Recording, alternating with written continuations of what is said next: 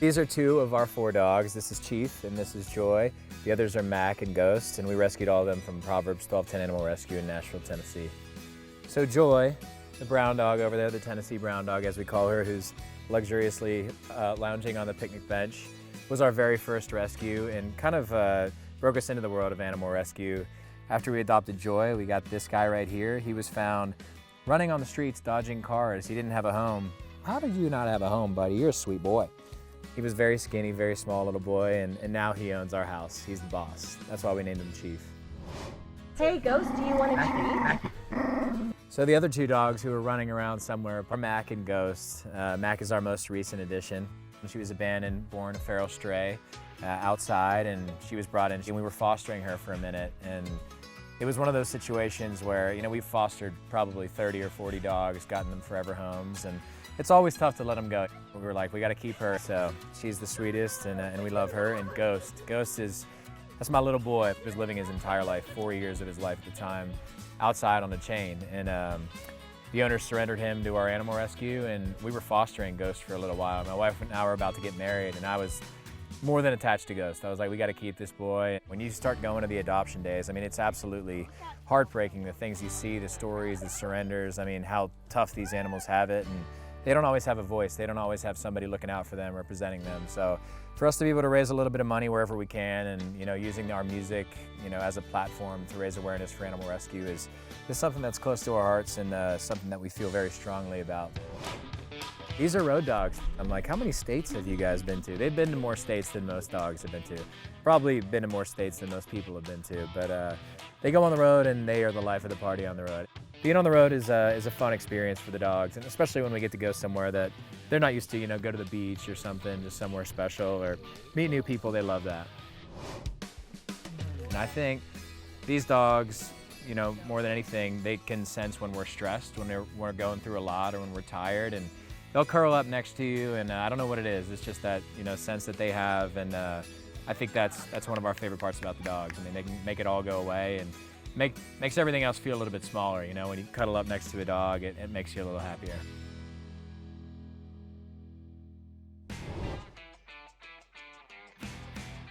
Cooper is around 6 to 7 months old, and we just got the DNA test done for him. And I believe it said he was 34% beagle, maybe like 20-some% red fox hound of some sort, because when he barks, he sounds just like a hound dog. And I believe the other percentage just said other. So he's a mix of a lot of things. I was out on the road, and I got back on a Sunday afternoon, and I walked in and I see a puppy running around our living room. And I thought to myself, okay, we don't have a dog, but whose dog is this? A friend of my wife called and said, hey, somebody left 2 dogs who look like brothers at the dog park with a sign that said, hey, can't take care of these dogs, can somebody please take them?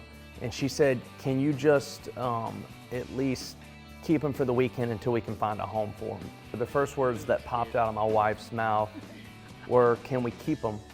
And at this point, I travel so much, I don't know if we should keep him. However, we both fell in love with him by the time I got home on Sunday. We were keeping the dog. He actually loves jumping on the bus and going out and just kind of seeing new things. One of my things I ask my tour manager to do when we get to a new city is, hey, can you find a dog park? That way we can get him off, let him go run around and play with other dogs at least for an hour to get some energy out of him. And I brought him out on stage with me a couple of times.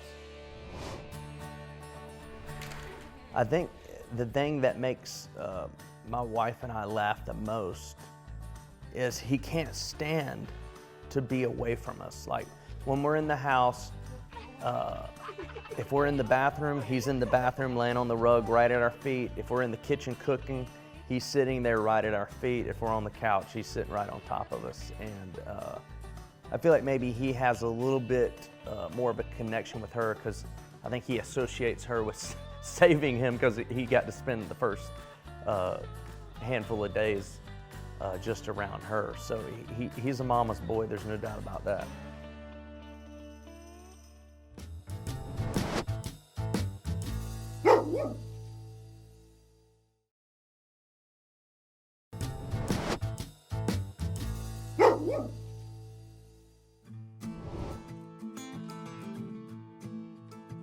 This is Allie Gilbert.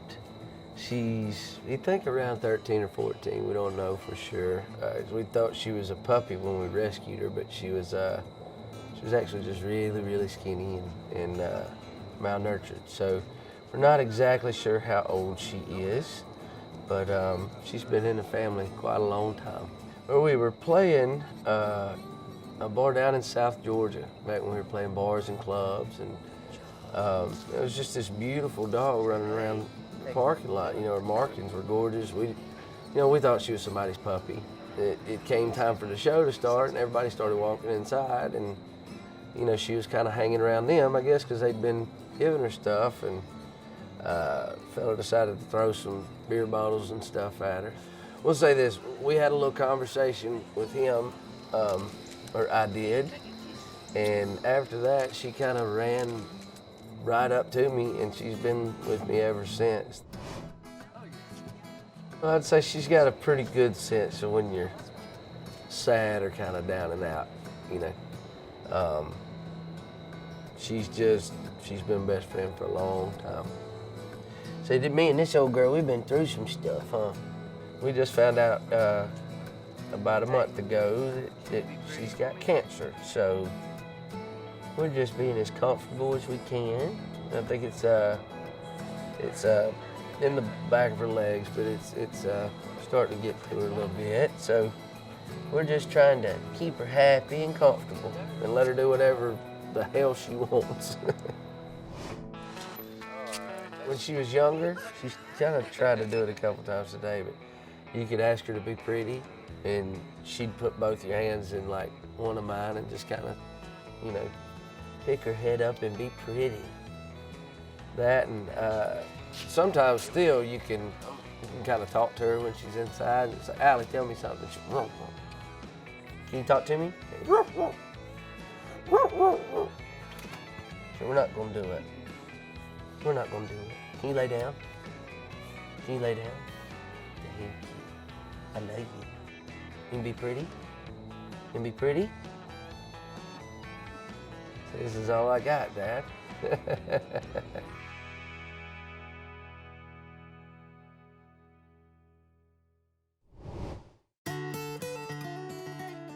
So Cole, I got in 2015, knew actually somebody who fostered greyhounds after they came off the track. So I got him, he was 3 years old, he'd raced that whole time and done really well.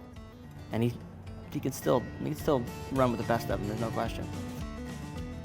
Ella I got 2 years ago, 2017, right when I moved into my house.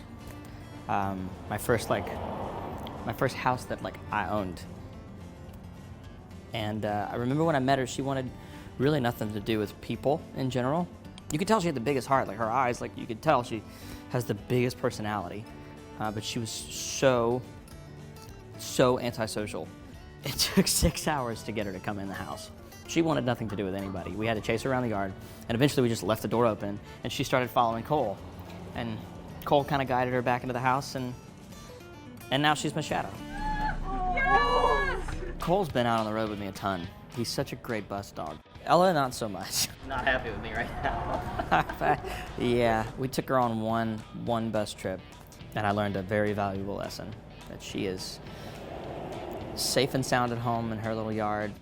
When I come off the road, typically it's a Sunday, and we've been going for weeks at a time, or sometimes a month at a time, my favorite thing to do is to sit in my little corner of the couch, left corner, and I have both of them on the couch with me, and it's the best. And we all binge watch something on Netflix.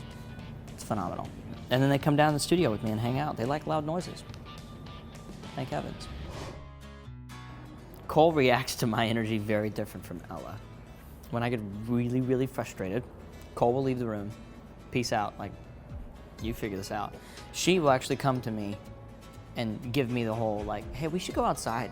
I need to go outside. Will you go outside? She's a therapy dog. He's not. But Cole is just a lazy, he's a retired athlete.